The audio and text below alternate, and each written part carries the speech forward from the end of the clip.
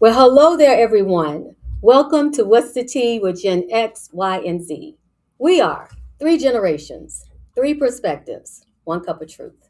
So get ready for a refreshing take on hot button topics because we're going to be brewing up a steaming hot take on today's most pressing issues, where we're going to dish on everything from social justice to pop culture. With humor, honesty, and maybe a little healthy debate, we're going to sip the tea, we're going to spill the honest truth, and then we're going to find common ground across the generational gap. This show is guaranteed to stir the pot. So, you guys, if you didn't know already, I am Dr. Melissa, and I am representing the X generation. And hey, everybody, I am Amber, holding it down for us Millennials. And what's going on, y'all? I'm Zion, as always, keeping it real for Gen Z. Amen. We're keeping it real, we holding it down, and we showing up. All of that. We're doing all the things. So listen, y'all, you remember it might have been our last episode, but we really sort of touched on the whole topic of vulnerability. And y'all, that was a powerful discussion. And it's powerful when you are a part of the discussion and you walk away changed. Yeah. I really walked away from our discussion. It was something I chewed on, all through the week. Just vulnerability and how many of us grow up with those rules: don't trust, don't show weakness, don't talk your business, don't let people in. And I think Zion really unpacked that from the perspective of a man, as only he could do at this table, because he's the only one that can represent their perspective. Amen. But yeah, Zion, like just to piggyback on your thoughts, how did it feel for you to share from that perspective? How did that feel for you? Just sharing it on the pod last week. Mm-hmm. It was good. It just kind of happened within the moment. It was just something I felt like should be shared because it's very important and very practical. So it just kind of came out. Well, and it's good because if you guys remember, I said that wasn't the crux of what we had intended to talk about. Right. But I am very proud of the fact that we're obedient enough to the moment, right, to not be. And y'all, hey, this is a lesson for somebody. Take heed.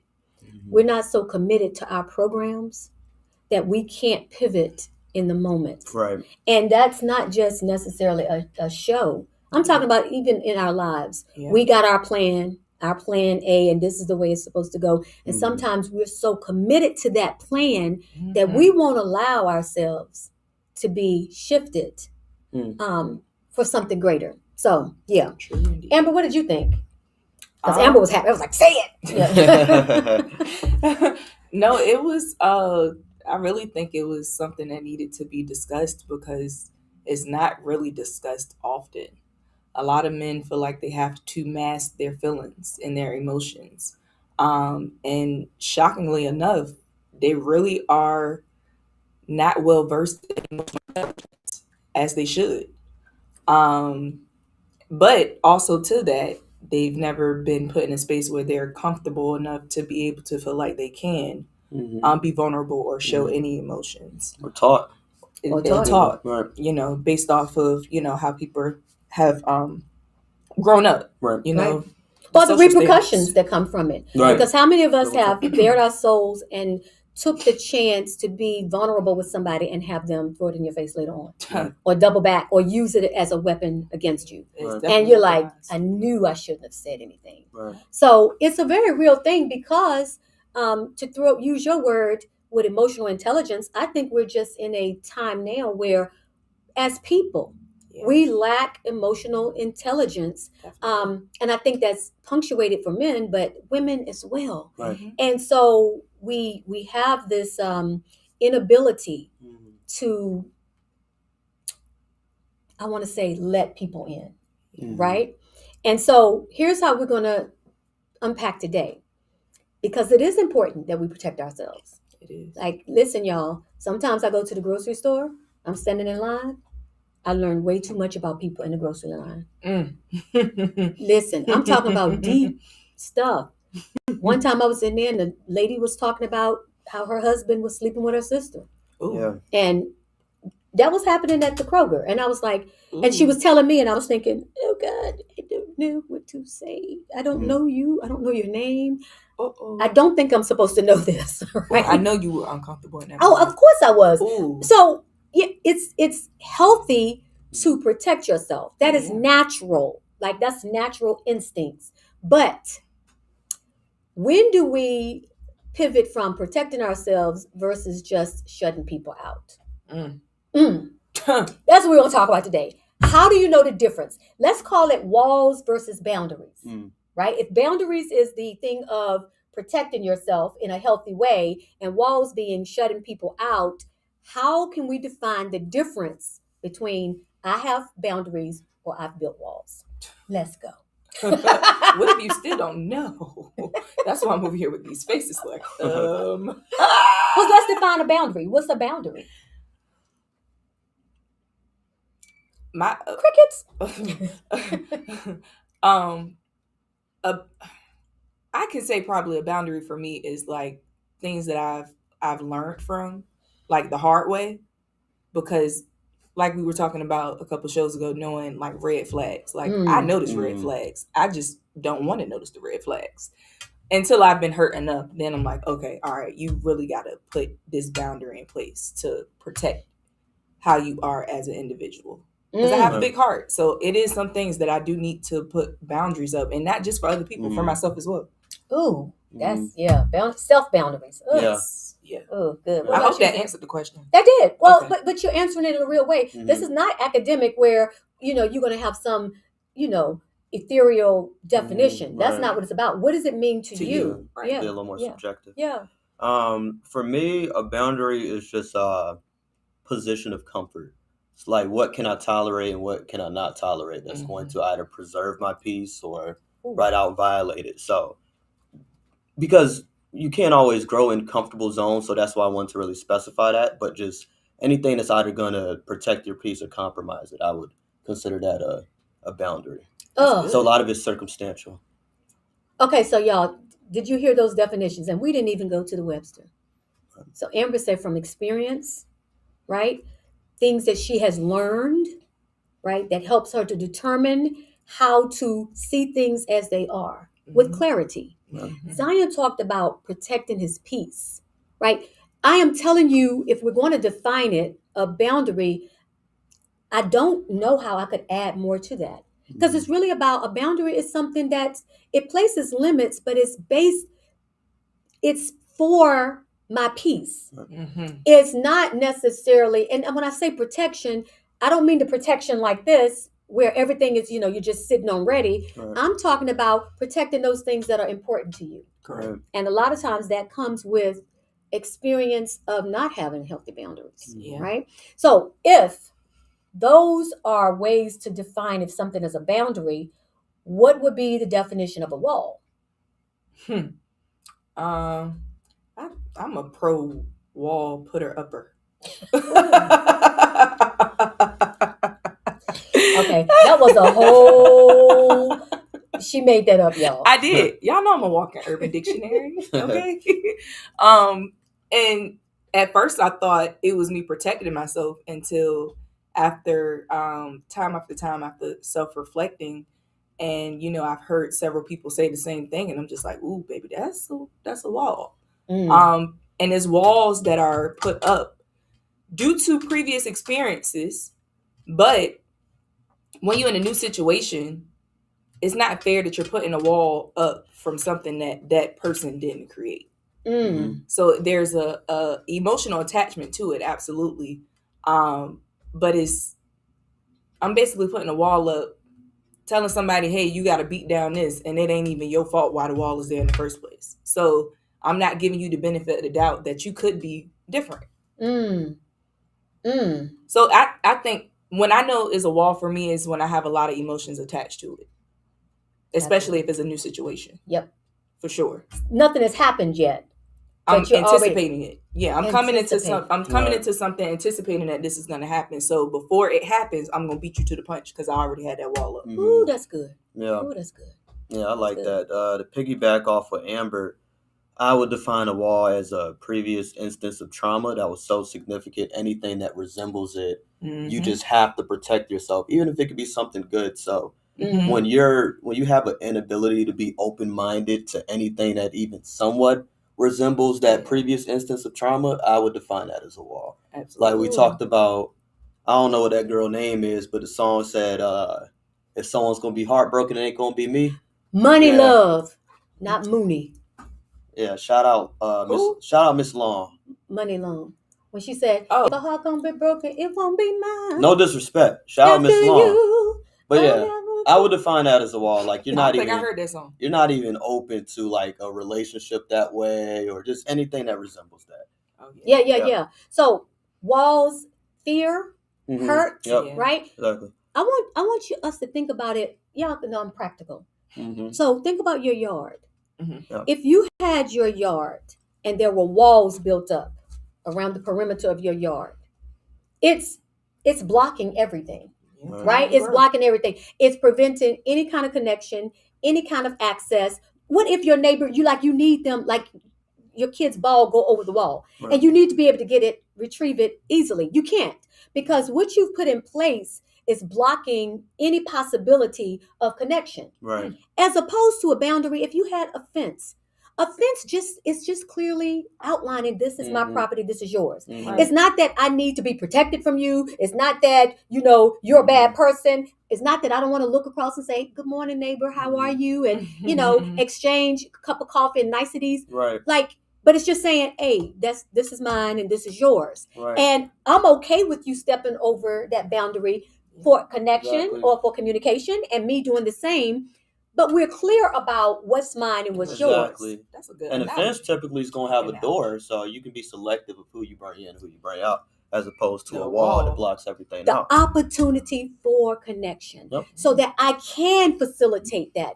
And what happens with a wall is a wall prevents that. First of all, with a wall, you can't even see the potential of connection, because you can't even see what's on the other side. Right? So, yeah, for me, the same thing. I think boundaries really talk about regulating my limits, being responsible and being able to say, this is where my limits are. Right. And a wall basically prevents any type of connection. Exactly. Yeah, it definitely does. Okay, good. All right, so good. So how do we know which one we're using?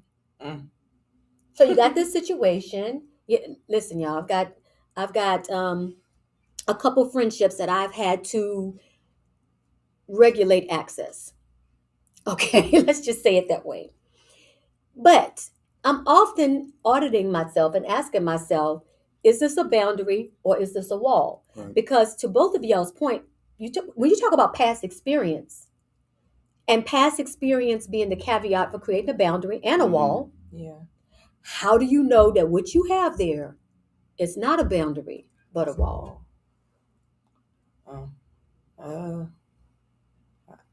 That's something I'm honestly still working on. That's just me being very transparent. I told y'all I'm a professional wall putter upper. Wall putter upper. Yes. I remember back in the day with Bounty, they said the quicker picker upper. That's what I thought about. I'm sorry. They still say that, actually. Yeah, she's a wall putter upper. Yeah, I'm a wall putter upper. So, like, within the recent years, I've realized that I've probably damaged a lot of relationships because of my walls. And that happened from self-awareness and doing, of course, self-reflection. And having an open mind to other people's perspectives. Just outsiders looking in. You know what I'm saying? Because I'm also stubborn on top of that. No. So when I think... So when I'm thinking I'm right about something, and they're like, well, this, and that. And I'm like, oh, dang, okay, you might got a slight point there. But then I'm going to still try to make my point. But, I mean, ultimately, I can see where I was wrong in that area. Right. So, like, a lot of years of, like, self-reflection, being aware and trying to figure out where I can make it, like, a true boundary without it impacting others. Right. Because when you've impacted enough of relationships where they're saying the same thing, then you got to take a step back and, like, okay, well, yeah, maybe it is a me thing. I'm a common denominator. Exactly. If they're all, it's the same, different people, same problem. You the problem. Now, I'm not saying that's in every situation, but that's strong. That's a strong argument. Yeah. You know, it's like the old story about the mother who was standing on the sidelines and her son was in the parade, and they're marching down Main Street, and all of the people are going right, left, and her son was going left, right, and she said, "Look at all those people wrong. Look at all those other people doing it wrong." Her son was the only one doing left, right, but her summation of it was not that her son could be wrong. Right. The other 100 kids were doing it wrong. So yeah, perspective. What about you, Zach? For me, I guess just to distinguish if it's a wall or if it's a boundary is just to really take the time to put yourself in a space to properly evaluate the situation and yourself.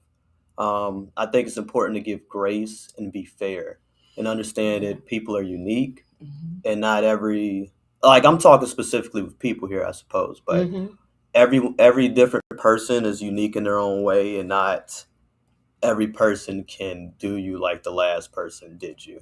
So I think it's just important to evaluate yourself, your comfort level, and then the other person, because a lot of times we focus more on the negative than the positive. So I would just say for me, the key emphasis is just just evaluation. I think if you evaluate the situation, yourself, and the person with grace, you'll be able to make that determination. Absolutely. And so he said, that's what I was going to say. Grace is a big word. So what we're really talking about is if we had to package that up into how can you know the difference, and we want you to leave this episode with some tangible ways to process this, is check your motivation. What is the motivation? When I talked about putting the fence there, the fence is just to define my property line. Like, how far do I need to cut my grass? How far can my dog go? Like, it's not out of this thing of fear or hurt. It's just for clarity. Let's be clear on what you're responsible for and what I'm responsible for. Clarity more than protection, right? By and large, walls are built for protection. Even if you think about wartime and, medieval times, they would build these walls with the moats, and it was designed to keep people out of protection. So ask yourself, what's the motivation? If you're like, this is a barrier that I have placed between me and this person. First question, what's my motivation? Did I create this barrier for clarity, or am I trying to protect myself? Did I create it intentionally, or is it out of, like you said before, past hurts, almost instinctual? Like intention is different than instinct. Instinct's basal, primal, fight or flight.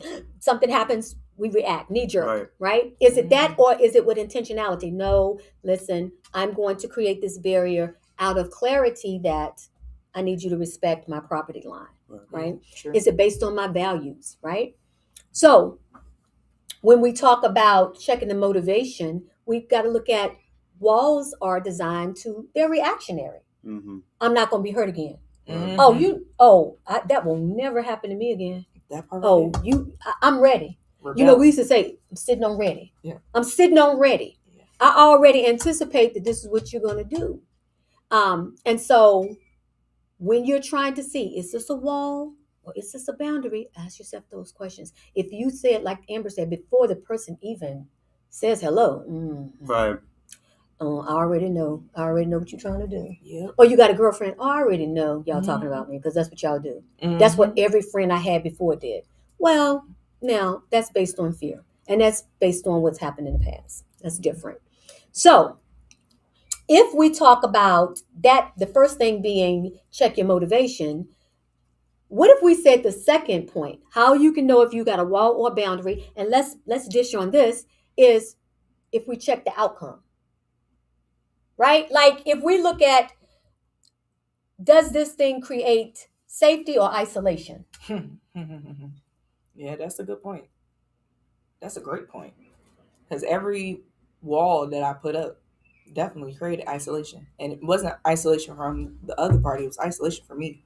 Because I tend to, if I'm going through something, I tend to isolate anyway. That is my protective factor. Like, my fail-safe is easy isolation. Because I don't want to have to explain my emotions to anybody. I don't want to have to explain why I feel the way I feel. I don't want to explain why I might have a slight attitude of why I am the way I am in this moment. Just give me space, let me process it, and if it makes sense to me, then it makes sense to me. I don't want to have to explain to you why it don't probably make sense to you. So yeah, I would definitely say the outcomes of all the walls that I put up have definitely been isolation. Hence why I'm not gonna say that again, but why I am a work in progress with boundaries. You know what I'm saying? So I can be clear when I am saying these are my deal breakers, because you can't say these are my deal breakers if you're not clear what they actually are. Right. Good. Good sure. stuff. Yeah. For sure. Yeah. What do you think about this when you talk about how we can know the difference between a wall and a boundary based on what it produces? Between safety or isolation? Mm-hmm. That's a good question. Like, I guess I can only really talk about it from my perspective because I guess it's a weighted question. Like how to disseminate it there? Like I'm a little confused with the question. No, just however you want to unpack it. Okay. Because what we're just now, many people are saying the same things that we're saying, and this was intentional. You see how we're struggling with it because, and that's why this is a weighted discussion. We say all the time, have boundaries, healthy boundaries. For sure. But are we clear about whether or not it's a boundary or a wall? Right. And that does require some unpacking. It really does. Absolutely. So it's built in for us as well. Absolutely. You see that each of us are struggling with how do we define it as well. Yeah.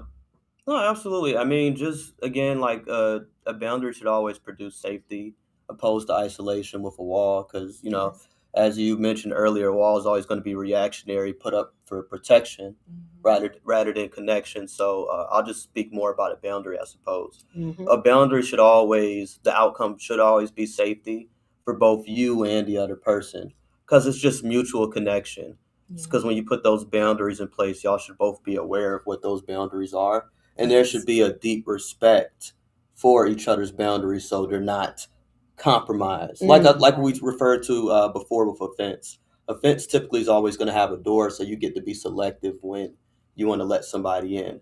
I think it should be the same way with boundaries. Once those boundaries are identified, they should be treated with care from both parties. Yes. So it should always promote safety. Exactly. And you should feel it. So for me, I was sitting there thinking, personally for myself, when you say check the outcome, how does it make you feel? Right. When I have healthy boundaries, I feel empowered. Right. I really do. I feel like no, this was necessary, and this was out of protection and safety from my values. Right. Like I'm not willing to allow you to compromise the boundaries I've set, like my values, right?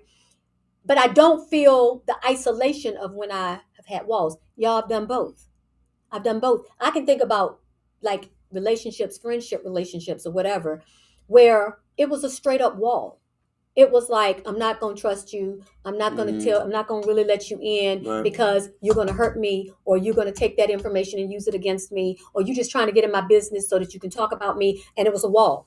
And when I checked the outcome, what I felt was isolation, disconnection. I felt alone and I didn't feel supported. Y'all, because I wasn't allowing myself to be supported. Okay, let's be honest. All right. Nobody's supporting me. Well, you got this big old concrete wall. People can't get in. Yeah. As opposed to I've had friendships where I've had to set boundaries. And I'm like, well, no, this is not acceptable. This is not reciprocal. We've talked about that before. This is not like I'm giving and you're not returning. So then, no, you're not going to call me 3 a.m. and talk about the same situation with the same buster that you've been dealing with for the last 12 months that we've talked about over and over again. I'm going to set a boundary. No. First of all, or y'all, how many times you have family members in relationships and then they come to you and they tell you all this crazy stuff. And you're like, hey, let me set a healthy boundary right here because you're giving me information that now I have to sit with. And it's unfair. I'm having to sit with the angst of information. I have a really close friend that there was some physical abuse going on. And and I'm like horrified. Let's do this. Let's do that. And then I had to say she was not willing or able at the time to make any changes. So I had to say to her, I can't hear it. Like I don't know what else I can do to help, but I cannot keep participating in the conversation because of what it does for me. I can't change it for you. And I can't make you do something different. And I don't want you to feel judged. So the boundary is, how about we don't talk about relationships in this way, so that I'm not put in a position where I'm having to insert myself in something that I shouldn't be in, right? So to your point, yeah, boundaries, you can check the outcome, y'all. If you got this thing, this barrier, I'm gonna call it a barrier before we identify if it's bad or good. Right. This barrier, if you want to know if it's a wall or a boundary, what is the outcome? What are you feeling isolated? Or are you feeling safety? Right. Or validation? Right, exactly. You should feel secure in whatever relationship you have. That's really a big word for me, security. Security. Yeah. Security. Mm-hmm. And remember, like, walls create distance. That's what they do. And they lead to isolation, right? Yeah, they do. So if we were going to come up with a third check, y'all, we're giving y'all some stuff to check off. Like, Checking the box. so what if it, yes, because listen, with something like this, we can talk about it and we can discuss it and we can dish it. But at the same time, many of you are feeling like we're feeling here. Like, okay, how do I know? Okay, I've got this barrier between me and Susan. Mm-hmm. Is this healthy or unhealthy? And, how do I know? Because a barrier is a barrier. You've got to determine then what it's called. And so maybe another thing, if we're checking the motivation, if we're checking the outcome, maybe the third thing is check the flexibility. Like, is it selective or if it's absolute? Right? So if I was to go first with that, I would say a wall is, this is what I always do. No. I'm not telling my business to anybody. Right. I'm not letting anybody get close to me. Right. I'm not trusting anybody. Right. You'll never get that close. It's absolute. It is not flexible. I don't care who you are, how you come, what the situation is. When I walk in a room, I'm sitting on ready and I'm already like it's built. Right. Whereas a boundary is more selective. Like a boundary is like based on, and you've talked about it before when we've talked about relationships, what you show me. Like what you present to me. I'm like, okay, you have shown yourself to be not trustworthy. Right. So then I'm selective. Okay, now my boundary might look like a wall, right? But the intention and the motivation behind it was based on you being a very hurtful person. Right. So no, I don't want a gate. I don't want a door. You can't come in. Like you have been a person that's been deeply hurtful to me. Yeah. But I made that summation based on what has actually happened, not fear of the past or bad situations that happen. 100%. Yeah, I'm to the point now where I'm just giving people ropes. Ooh. Are we giving people ropes for? Yeah, okay. That didn't seem good. Yeah. Based off of history. Throw the ropes on the wall. Based off of history, that wasn't a good one to use. I'm sorry, y'all. No, but my husband says, don't be afraid to throw the rope over the wall. Right. That's one of his sayings. But I'm also giving you the rope, and you end up severing it yourself based off of what you do.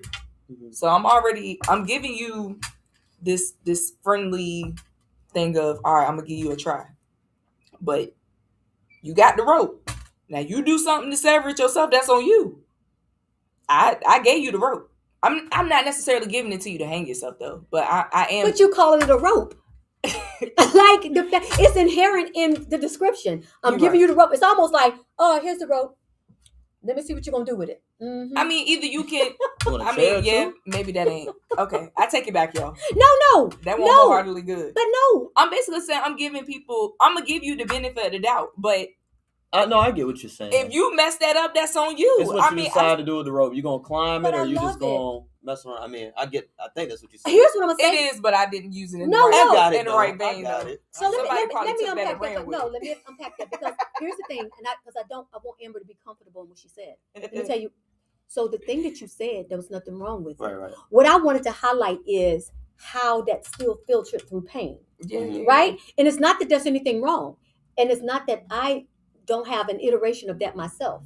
That is kind of like, I'm gonna see what you're gonna do with this. I'm gonna give you a chance. I'm gonna let you in. But I want us to understand that even when we say that, we're almost sitting on ready. It's still kind of premeditated. That's why when you said that, I was like, Yeah, it's like, but many of us, because we've been hurt before, it's not imagined. Yeah, we've been hurt before. Yeah. And so you're almost like, but what if even that position, You know, my husband has this phrase that his mother used to say, which is eat the meat, throw away the bone. Focus on the good and leave everything else alone. If you look for bad, you'll see it. Right. So can it be that sometimes, even when we're sitting there saying it's the rope, we're kind of already like looking for you to mess up? It's like, I'm going to give you the opportunity. I'm going to see what you're going to do with it. Oh, look at you. You did that. You know what I'm saying? And it could be minuscule too. Like, we just gonna blow it up. Well, I know for me, I blew it up.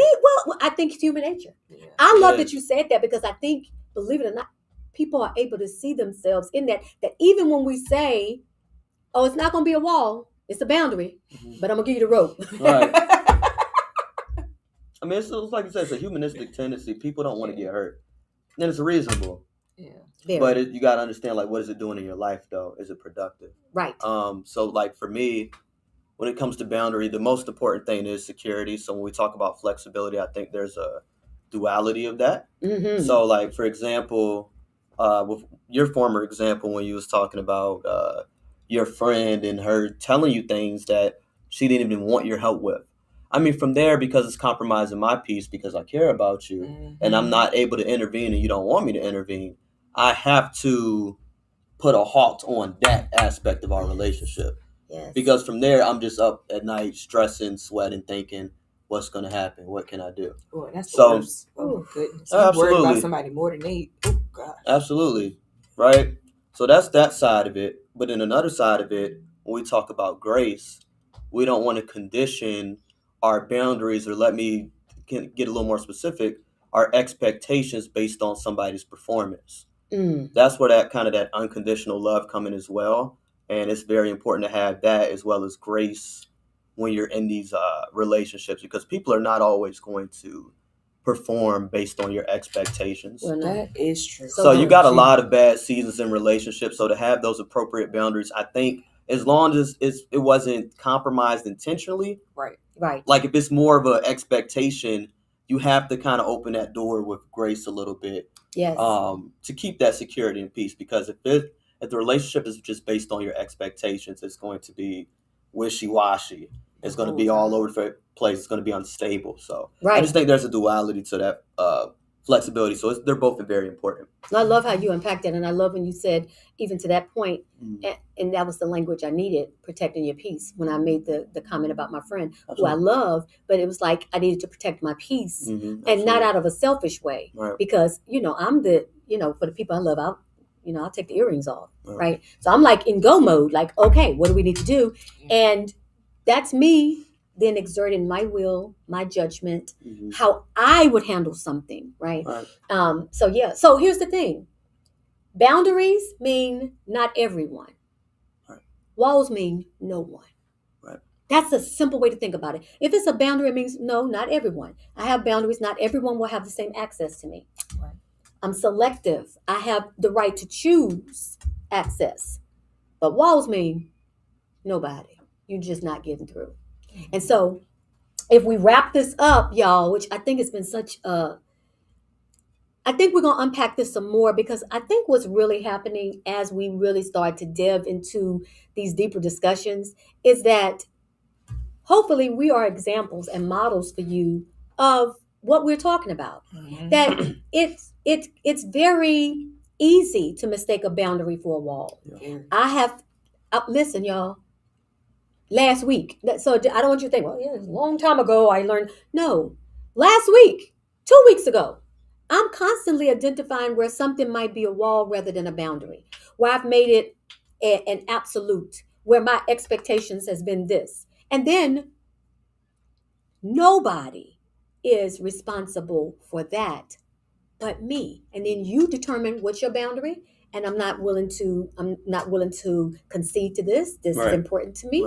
And I'm not going to move off this. And what's a wall? And so here's our final question to you. Are you setting boundaries? If you're not, you should. Boundaries make for healthy relationships. Boundary makes for clarity. Boundary makes for peace. Like they said, that old adage where they say good fences make good neighbors. Like you need to have boundaries. And some of us, we don't have walls or boundaries. It's like an open field.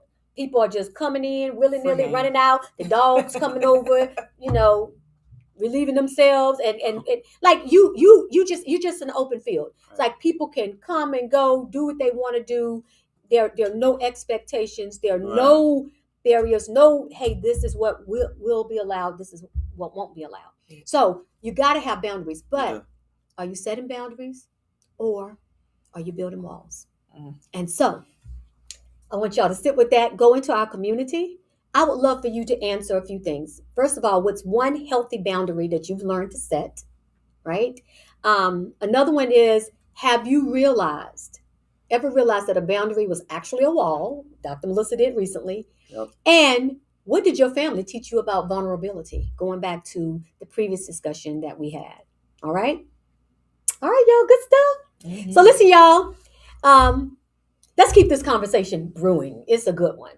Remember, we got to ask questions. We got to listen to understand. And then we've got to acknowledge the unique challenges that each generation faces.